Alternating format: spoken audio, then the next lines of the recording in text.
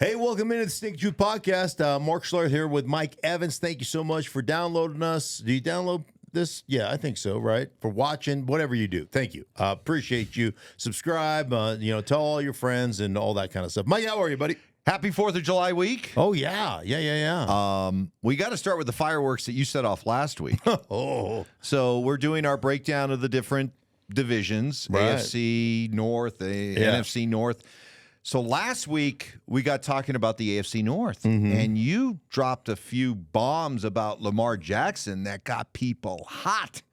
I don't know that I dropped any. There was nothing controversial that I said. The people I was reading on social media seem to have a problem with it. Last week, Want to defend yourself? Well, defend myself. Last week was interesting to me because on the podcast last week, we had more comments on that podcast in regards to Lamar Jackson and me saying, I don't know that there's a player that has more pressure on him than Lamar has in the NFL this year. And people went ballistic. Somehow that became, a divisive racial issue, is that I basically am not giving him the credit that he deserves. The guy's an exceptional athlete. The guy's an exceptional player. He's a two-time MVP. And I would say to you, I don't know how you define pressure, but if you're a two-time MVP and you piss down your legs during the playoffs, then I would say you've got some pressure. You're good enough to be an MVP during the regular season, and in the playoffs, you're 2-4 as a playoff quarterback. You're completing 57% of your passes as a playoff quarterback. You've got 6 touchdowns that you've thrown and 6 interceptions. You want to talk about the definition of mediocrity when it comes to playoff football? Lamar Jackson is mediocre come playoff time. And bottom line is, you have been so good in the regular season. You have so many expectations. And I do not want to hear from all of you out there that are telling me that Lamar Jackson, well, they don't get him weapons. How many first round wide receivers do you need to draft? Well, they're not drafting the right one. Well, you're not developing them. Well, how do you develop them? Well, your quarterback has a long way to go in developing wide receivers. So I don't want to hear that bullshit from you anymore. And you Baltimore fans, I'm tired of it. They drafted first-round talent. They've drafted tight ends in the first round. They've drafted 3 different wide receivers since 2018 in the first round. I mean, Aaron Rodgers went, 16, 17 years with the Green Bay Packers. They never drafted a guy in the first round, whether it was a tight end or a wide receiver for him. So don't tell me about it. I mean, it's one of those things. Don't tell me about the pain. Show me the baby. Produce in the playoffs. Oh, well, their offense. Well, the reason they've run that offense is because Lamar Jackson is one of the great running quarterbacks we've ever seen. That's why they've developed that offense. And the bottom line is this. You get in the playoffs, and now I've done a bunch of Baltimore games too, Mike. All right? And this is going to really hurt you, Baltimore, or you Lamar stans, okay? It's going to hurt you, Lamar stans. I've done a bunch of Baltimore games. I have watched, a ton of Baltimore games, but I've called a ton of Baltimore games. You know what every defensive coordinator has said to me? Every one of them? Make Lamar play from the pocket. Because that's the weakest attribute of his game. All you will come at me, oh, he's really become a pocket passer. No, he hasn't. As a matter of fact, you had something from what was that? What was the thing you were reading? Yeah, Warren Sharp Football puts out statistics, kind of deep dive into the stats of the NFL, and he had a stat: the highest, the highest percentage of inaccurate passes on incompletion. So let's say, for example, Lamar Jackson goes 16 of 32. So there's 16 incompletions. Of those 16 incompletions, how many of them were basically his fault for throwing an inaccurate pass? Throw, okay. Now, by far the one that led the way was Deshaun Watson. Almost 44% of his passes, incompletions, were a result of inaccurate throws. But not far off the worst was Lamar at 37%. The best was like Geno Smith at 22%, Patrick Mahomes at like 24%, Russell Wilson surprisingly at 25%. But yeah, among the most inaccurate passers on incompletions, just throwing an inaccurate ball that was part of the incompletion, Lamar was one of the worst. Well, Lamar is an exceptional player, and their offense, the way they orchestrate their offense, like they are tough to defend, and they are loaded, man. They are a big physical football team. They beat, I mean, their fullback's 315 pounds. He just absolutely thunder punches people in the teeth. So I love Baltimore. I love the way they're constructed. I love the way they're built. I love all that stuff. But, dude, I mean, producing the playoffs, to say he's under pressure, it's because I have expectations. I don't have the same expectations for Trevor Lawrence. It's not because he's white, right? I just don't, because he's not as good. Like my I don't have the same, expectations for several other players in the league because I don't think they're as good. I don't think they've done. I know they haven't. I know Burrow hasn't produced 2 MVP seasons. Trevor Lawrence hasn't produced 2 MVP seasons. Like Josh Allen hasn't produced 2 MVP seasons. By the way, he's 500 of the playoffs as well. But he's got 21 TDs throwing versus 4 interceptions in the playoffs. Now, for some of them are egregious interceptions, but the bottom line is you're talking about pedestrian numbers at best when you get into the playoffs. And like I said, D coordinators all say the same thing. Where he'll kill you is running the football. We want to cage rush him, keep him in the pocket because we don't fear him as much from the pocket as we do him running around. I'm sure all those people that came after you showed them the error of their ways and won them all over, right? Now you're all pals, right? Yes, I was. No. You know what? I was very gracious in my assessment of what I thought of their assessment. Huh? You were very gracious? I told you that I'm sure they might have another word for it. I have told you many, many times that I am a very gracious loser, but I am a dick when it comes to winning, and I am winning this argument. You mentioned Trevor Lawrence, so let's start right there as we preview, look ahead to the AFC South and the NFC South. Let's start with the AFC, and let's start, I guess, with Jacksonville. Despite having sort of a kind of bleh year, the Jags are all in on Trevor Lawrence. Gave him a big new contract. But is that one of those things that they really have no other choice? Well, because the jury now officially out on Trevor Lawrence? He came into the league, Mark. He was supposed to be arguably one of the best quarterback prospects to come into the league ever. Right. Like, you got to go back to Andrew Luck to find a quarterback that was coming into the league with as much hype as Trevor Lawrence. I think it's safe to say he hasn't met it yet. No, but will he? You know what? They were 8-3 last year to start the season. They lost 5 of the last 6 games. And there's a lot of Trevor Lawrence was hurt and this, that, and the other. Did he play? Did he play during those games? He did, didn't he? So I have a rule, and this rule goes back to when I was playing. If you play on Sunday, you better play well. If you're good enough to play, you're good enough to play well. And we can sit there and say, well, this injury and that injury, and I get that's part of the deal. But you got to be able to produce, and you got to be able to play well. Now, you could argue, you talk about the argument of, hey, well, you don't have receivers in Baltimore. You don't have, when Christian Kirk is your number one, you got to be better there. And they've addressed that. They've gone ahead and addressed some of that, but Gabe Davis comes over from Baltimore. They draft the guy in the first round. Buffalo, they draft the guy in the first round. Evan Ingram had a big-time production last year, but that's still a question mark for them.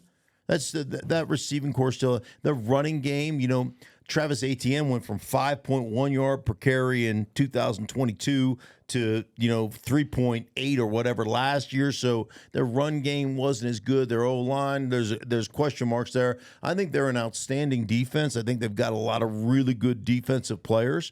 But bottom line is, man, Trevor Lawrence came in with a bunch of hype. Trevor Lawrence got to play better. And like again, you're hurt. You got issues. Like up all night with a crying baby. I don't give a fuck. You got to play well. Like that's how it works. That's how this league operates. So he needs to play better. He needs to lead his football team. So while Jacksonville may be a prime candidate for a big bounce back, I'm curious about Houston because they burst on the scene last year. Yeah. C.J. Stroud was absolutely he's terrific. Great. He is great.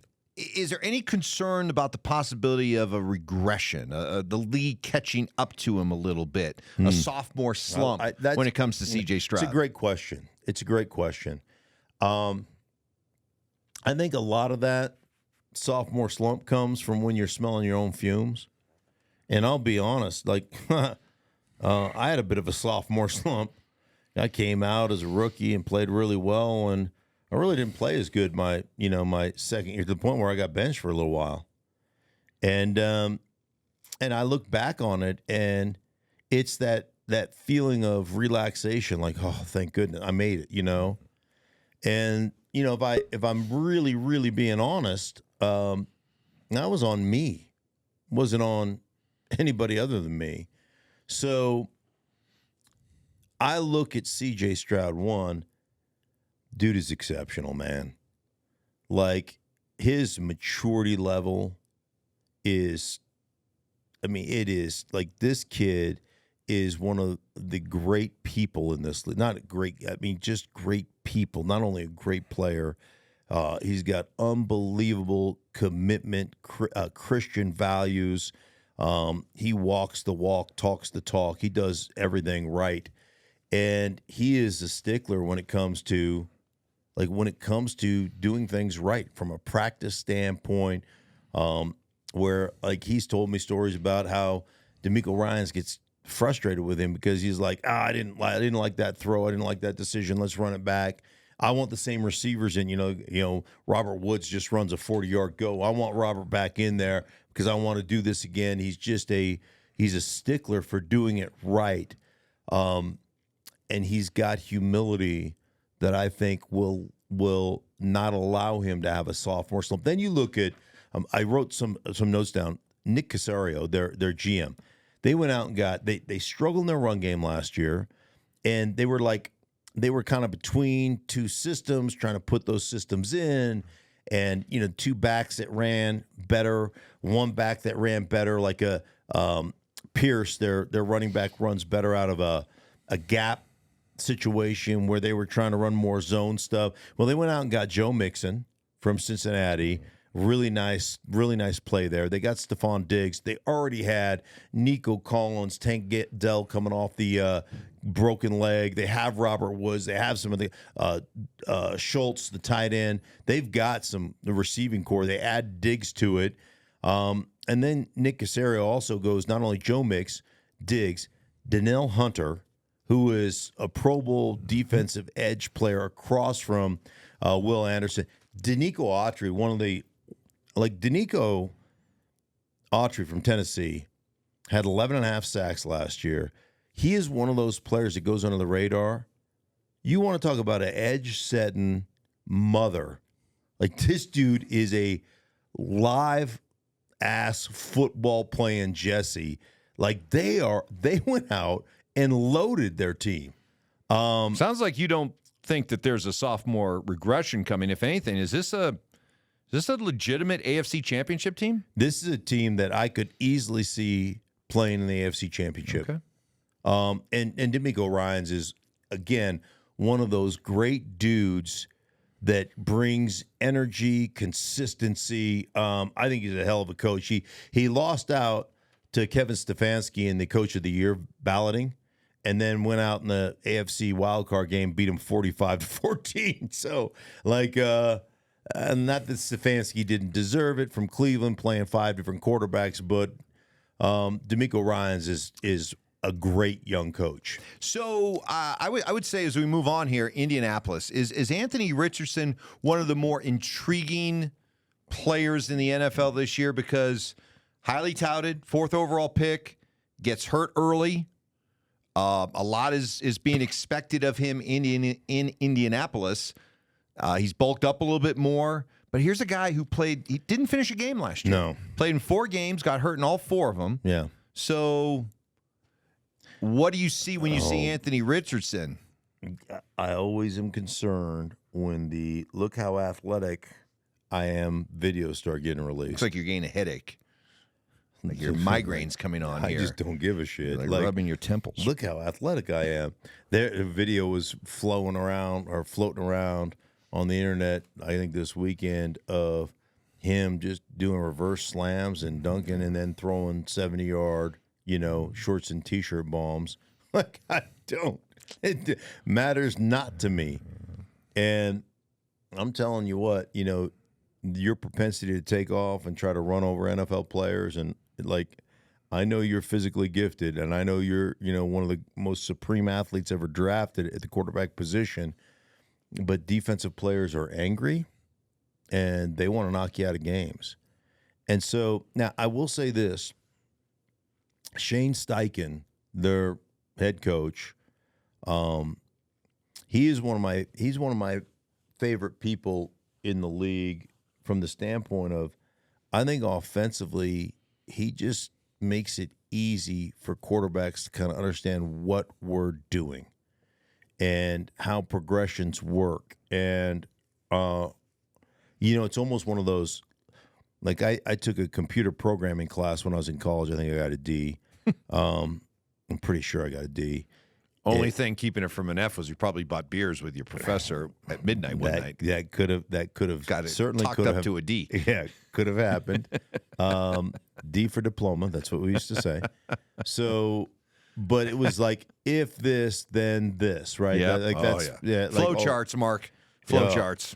But I think he makes it easy on his core. I've talked to several other coaches that I know where have just said he's a really good teacher from the standpoint of going, okay, if we get this, then throw it here. If we get this, then throw it here. And it's one of those things, I'm trying to put one dude in conflict in every scenario. If I can put one dude in conflict, then whatever that dude does, if he plays high, throw it low. If he plays low, throw it high. If he plays wide, throw it inside. If he plays tight, throw it outside. That type of thing. And really takes that for the quarterback and says, this is what we're doing on this particular concept. And I think he does a really good job. And it goes back to my time with Justin Herbert back when he was a rookie or second-year player under Shane Steichen, was just like, oh, well, it's like the game was easy because I think Shane does a great job of making it easy. It'll be interesting because Anthony Richardson is one of those guys where I could see him, exploding on the scene and really play or being a bust. I'm trying to come up with something interesting, a hook, an angle for Tennessee. I can't. No.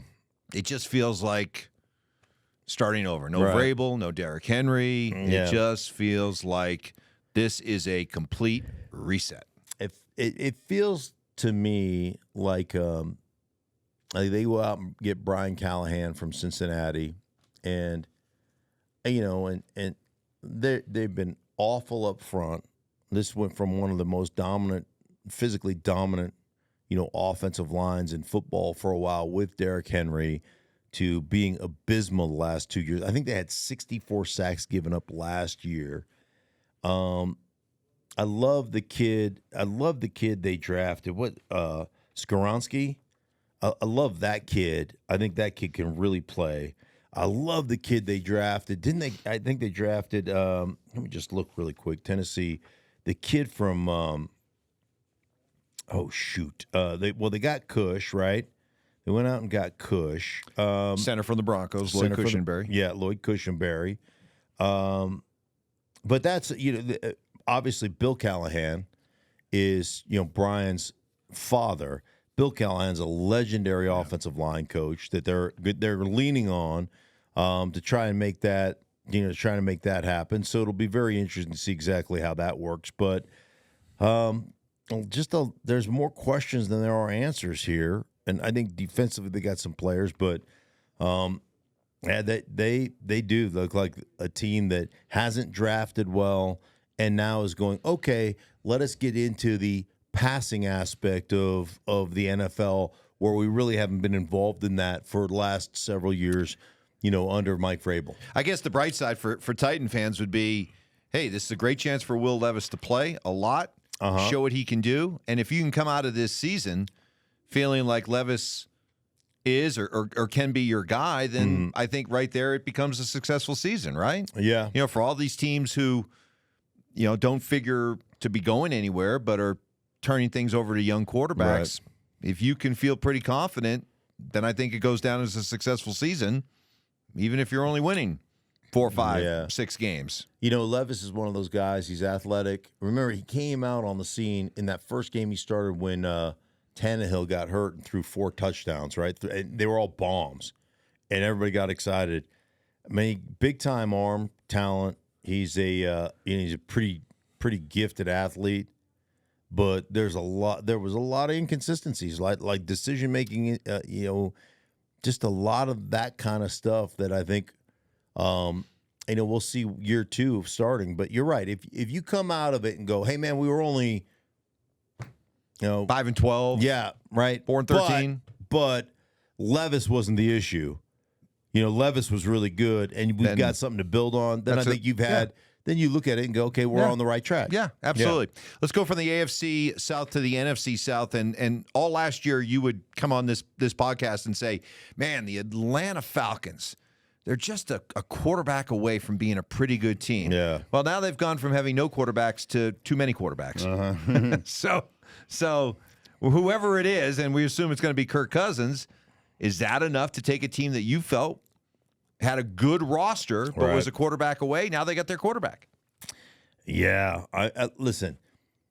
That's a really talented football team, and Kirk Cousins is so good at what he does, and I think that's really big. For what they're trying to accomplish there. Now, they went out, and you can argue the Michael Penix thing. Like I was like, you got Kirk Cousins coming off Achilles. So you go out and get the college quarterback who's been more injured than any other quarterback in history. But, I think they look at it from the standpoint of what if Michael Penix becomes our Aaron Rodgers / Jordan Love successor to Kirk Cousins? And that part, will make some sense. And so I do like that aspect to it. Kirk Cousins is – 4-year, $180 million, $90 million guaranteed fully.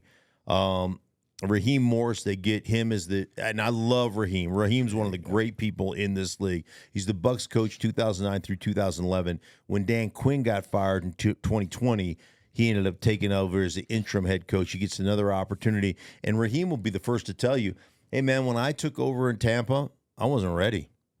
Like, I flat out, I was too young. I wasn't ready.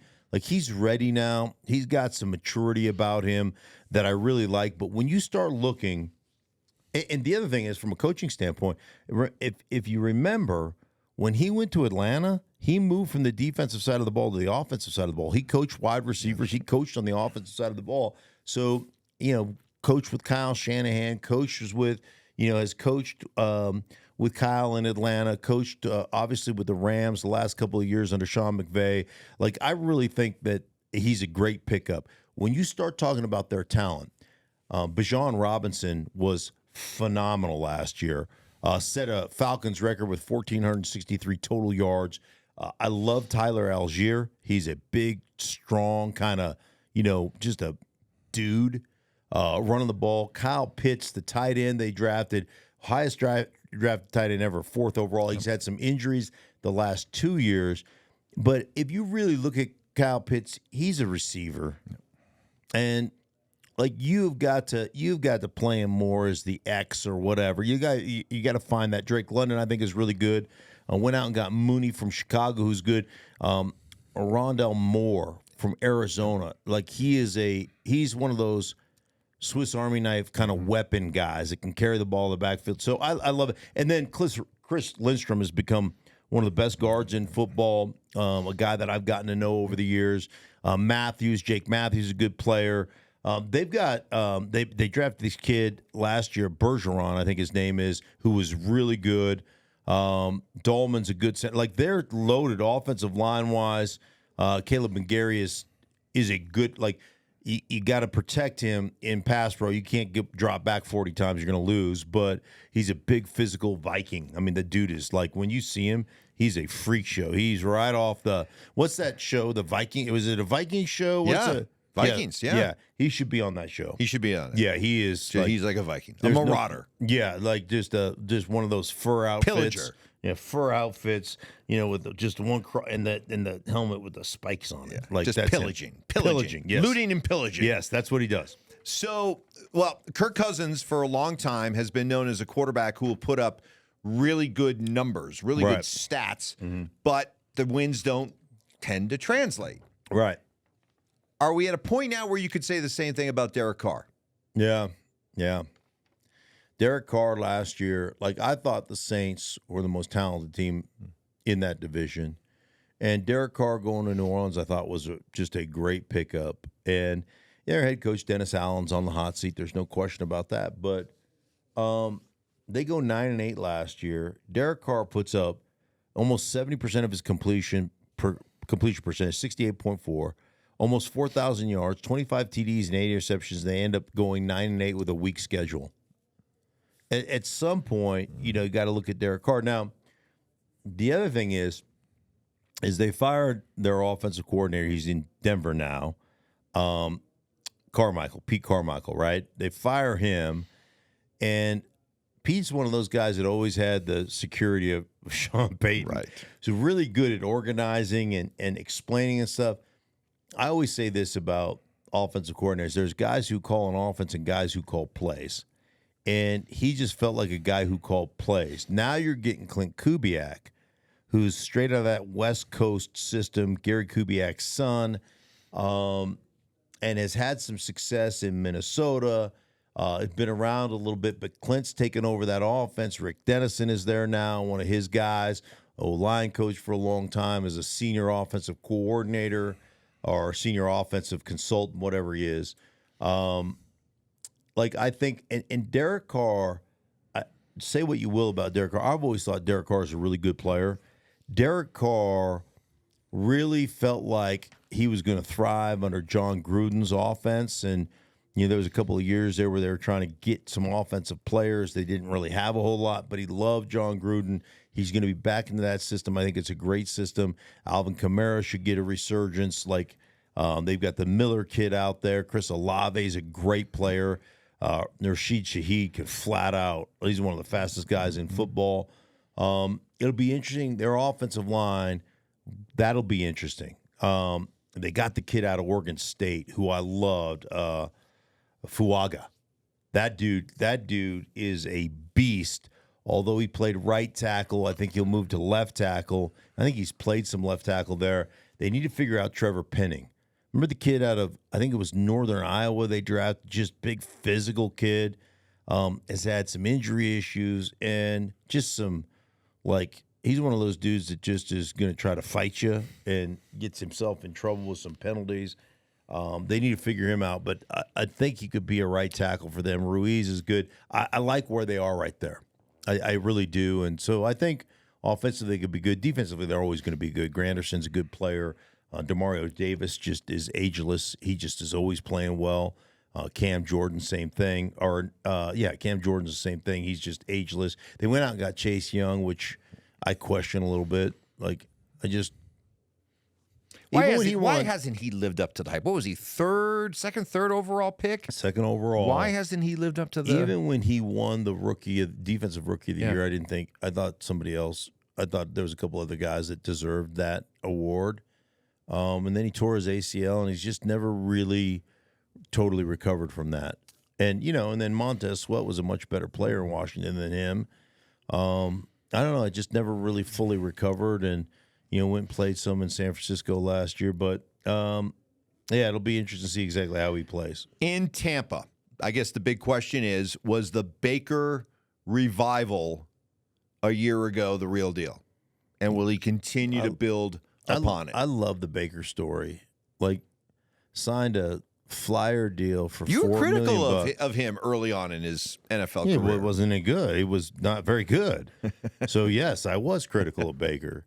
But I love the gambling on yourself. Yep. And I did some Tampa games last year, became friendly with Dave Canales, who's now the Carolina head coach. And, we spent some time together, not only meeting, but on the phone and checking in on each other and stuff over the course of the season. And one of the things he said about Baker, he's like, the dude is uncanny. Like, he can play a quarter and a half of absolute garbage football. And you're just like, what are you doing? And then when it's nut cutting time, he plays his best football.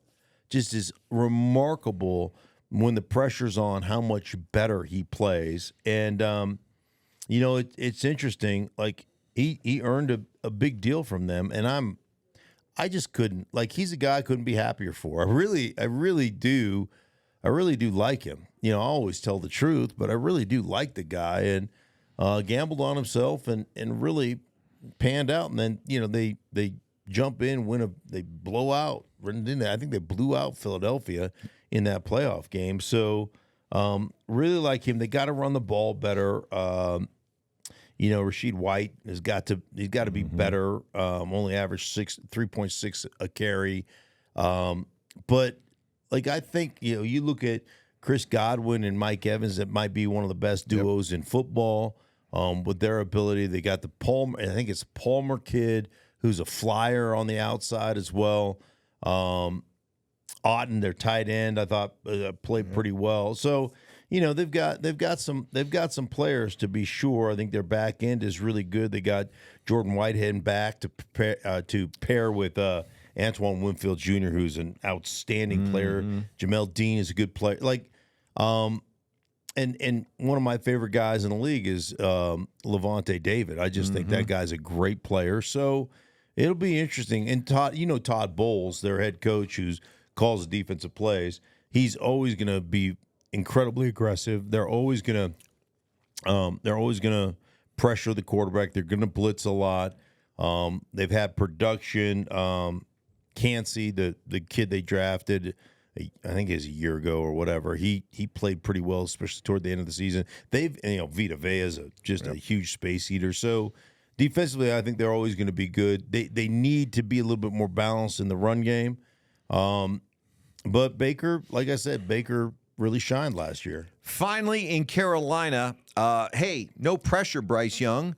Just prove you're not a colossal bust, huh? Yeah. Go get him. Yeah. I mean, Dave Canales signs there as Tampa's offensive coordinator, goes there as the head coach. Boy, I mean, you want to talk about your work cut out for you. And they'll talk about, lack of weapons and, this, that, and the other. But there's, huge questions about Bryce Young. And what are they? One, like arm talent, size. Like, I guess he's put on some weight. Dude, he was a wee little dude, like a tiny little guy. And there were some times when he went to throw the ball, it was like the ball pushed back in his hand. It was like, I mean, it was not good. He got sacked 62 times. So they've got a lot of work to do. They have, Cam Newton, 2017 was the last guy to start all their, they've had a bunch of different quarterbacks. They've had a bunch of different, Dave Tepper, you got to control Dave Tepper, their owner, who likes to write scouting reports and tell people who they should play.